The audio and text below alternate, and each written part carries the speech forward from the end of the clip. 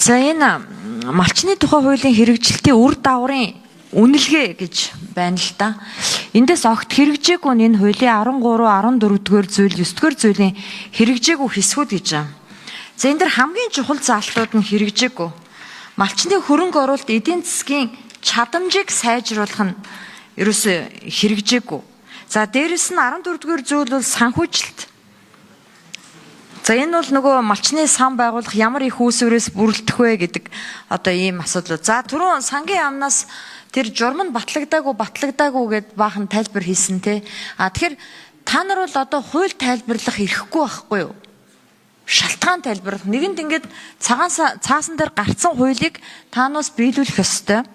Энэ хуулийн 15 дугаар зүйлд хууль тогтоомж зөрчигчд хүлээлгэх хариуцлага гэж байгаа юм. 15-ийн 1, 15-ийн 2. Тэгэхээр энэ хариуцлагыг даргаа энэ төрийн нарийн бичгүүд газрын дарга нартай хариуцлага тооцох юм уу? Үгүй ээ.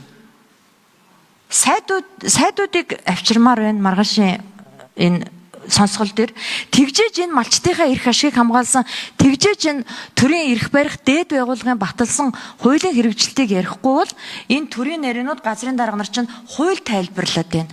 Хууль тайлбарлах эрх та нарт байхгүй. Шууд хэрэгжүүлэх хэрэгтэй байхгүй. Дагам өрдөх хэрэгтэй.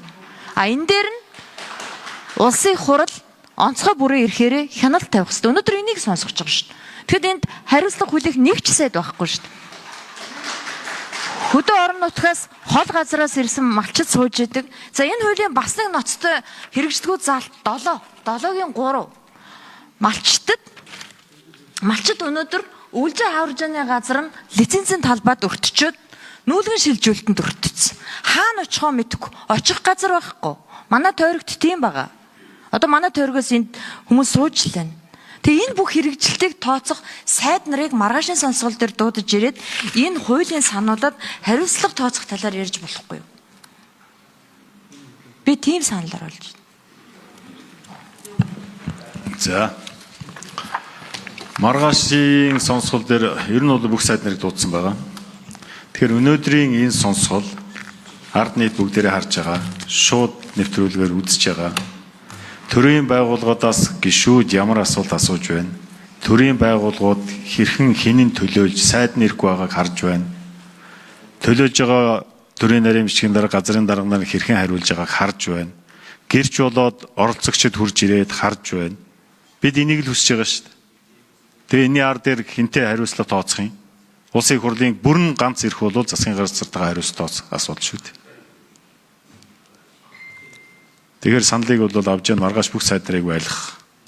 Хөдөө аж ахуйн сайд маргааш ирнэ. Ноход барьдаг мод шиг энэ нөхөрлөл ганцаараа л гүйж явах юм. Боловч чулуун гэж. Төрийн нарийн чинь шаардсан юм. Бүх сайд нарыг маргааш дуудана шүү тий. Байлцууд шүү. За, санал хэллээ.